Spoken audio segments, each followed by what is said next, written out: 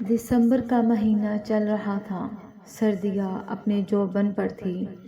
دور دور تک ہر چیز نے سفید چادر تان رکھی تھی۔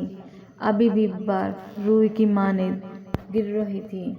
وقفہ وقفہ سے دیوار کے درختوں کی شاخیں چٹکنے کی آوازیں سنائی دے رہی تھی۔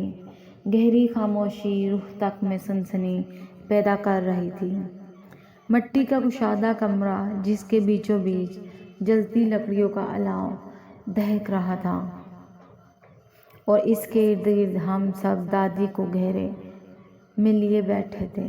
دادی اماں نظریں دہکتی لکڑیوں پر جمائے ماضی کے صفوں کی ورق گردانی کر رہی تھی۔ کچھ دیر بعد گلا کھنکارتے ہوئے گویا ہوئی، یہ اس وقت کا واقعہ ہے جب پانی کی قلت کے باعث میں اور صنوبر آپا کبھی اذان سے پہلے اور کبھی اذان کے فوراً بعد پانی بھرنے کے لیے برتن لیے آتی، اور ہمارے گھر کی دیوار پر برتن سے ضربیں لگاتے۔ چونکہ میرا بستر دیوار کے ساتھ ہوتا اس لیے میں فوراً اٹھ جاتی، اپنے برتن اٹھاتی اور باہر آ جاتی۔ ہر طرف گہرا اندھیرا چھایا ہوتا تھا اور گدڑوں کی دلخراش آواز دل جھنجھوڑ دیتی تھی۔ دل میں ڈر و خوف لیے ہم سہج سہج کر قدم بڑھائے جاتے تھے۔ گھر تو چونکہ اس زمانہ میں اکا دکا ہی موجود ہوتے تھے اور ہمیں پانی لانے کے لیے طویل مسافت طے کرنا پڑتی تھی۔ جھاڑیوں میں تھوڑی سی ہلچل ہوتی تو ہمارا دل اچھل کے حلق میں آن پہنچتا۔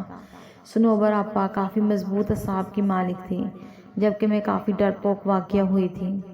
پانی لانا میری مجبوری تھی، کیونکہ میں گھر میں ایک بوڑھی ساس تھی اور 3 بچے، میری ایک بیٹی اور 2 بیٹے۔ شوہر تو روزے کا روٹی کمانے کے سلسلے میں باہر نکلتے تو مہینوں بعد ہی واپس لوٹتے تھے۔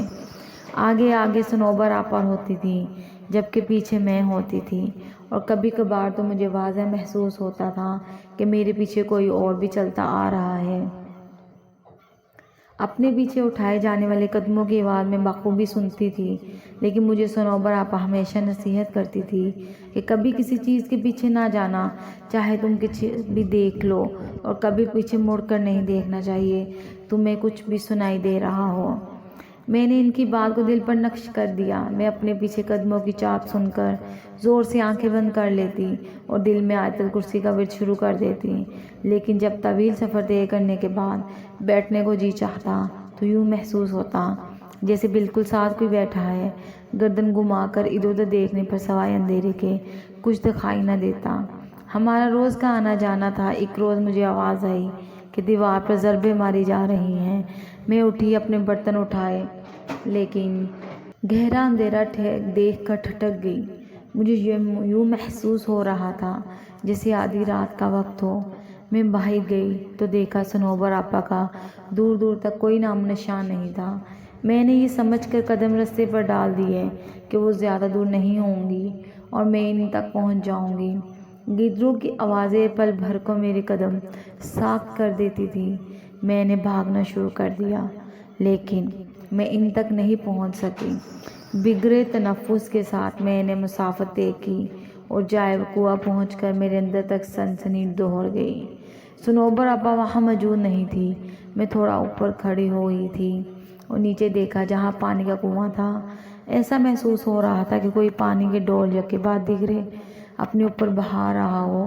میں نے نیچے جانا ضروری نہ سمجھا اور پانی کا ڈول الٹا کر اس پر بیٹھ گئی، لیکن تھوڑی دیر بیٹھنے کے بعد بھی پانی کی آواز بدستور آ رہی تھی۔ مجھے عجیب و غریب خیالات آ رہے تھے اور پانی کی آواز سے عجیب سا خوف محسوس ہو رہا تھا۔ اپنے پیچھے کسی کو محسوس کیا تو میرے جسم کپ کپی طاری ہو گئی۔ میں نے لرزتے ہوئے پیچھے مڑ کر دیکھا تو کسی کا نام و نشان بھی نہ تھا۔ وہاں ایک دم سے سناٹا چھا گیا۔ میری حیرت کی انتہا نہ رہی، لیکن عین اسی جگہ اوپر گھنے درخت کی شاخ پر کوئی عجیب سا پرندہ بیٹھا مجھ پر نظریں گاڑے ہوئے تھا۔ عجیب قسم کا پرندہ تھا، میں نے کبھی ایسا پرندہ نہیں دیکھا تھا۔ اس کا سارا بدن کالے بالوں سے بھرا ہوا تھا۔ اس کی آنکھیں دیکھ کر میں نے دہشت کے مارے بھاگنا شروع کر دیا۔ آیت الکرسی کا ورد میری زبان پر جاری تھا اور آنکھیں آنسوؤں سے لبریز۔ میں نے 1 منٹ کے لیے بھی راستے میں رکنا مناسب نہیں سمجھا اور اپنے گھر کے پاس پہنچ کر دروازے کی طرف ہاتھ بڑھایا ہی تھا کہ اسی وقت صنوبر آپا اپنے گھر کا دروازہ کھول کر باہر نکل آئیں۔ ان کے پاس ڈول بھی تھے اور میں دروازہ کام پٹ کھولنا چاہ رہی تھی، لیکن اپنا توازن برقرار نہ رکھ سکی اور بے ہوش ہو گئی۔ آنکھ کھلی تو دیکھا ارد گرد سب جمع تھے۔ صنوبر آپا کے گھر کے سب افراد بھی بیٹھے تھے۔ میں نے پانی کے لیے آواز دی تو سب لبک آئے۔ تھوڑی طبیعت بحال ہونے پر معلوم ہوا کہ آج چوتھا روز تھا اور میں مسلسل بے ہوشی کی حالت میں تھی۔ میں نے اس روز کا واقعہ سب کے گوشے گزار کیا تو صنوبر آپا ماتھا پیٹ کے رہ گئی اور بولی، جیسا تم کہہ رہی ہو یہ درست ہے، تو ہم اس کا معجزہ ہی سمجھے کہ تم زندہ سلامت لوٹ آئی ہو۔ میں نے رب کا شکر ادا کیا۔ آج بھی بدن پر سنسنی طاری ہو جاتی ہے جب کبھی اس پانی کی آواز اور اس عجیب و غریب پرندے کا بالوں بڑا جسم آنکھوں کے سامنے آ جاتا ہے۔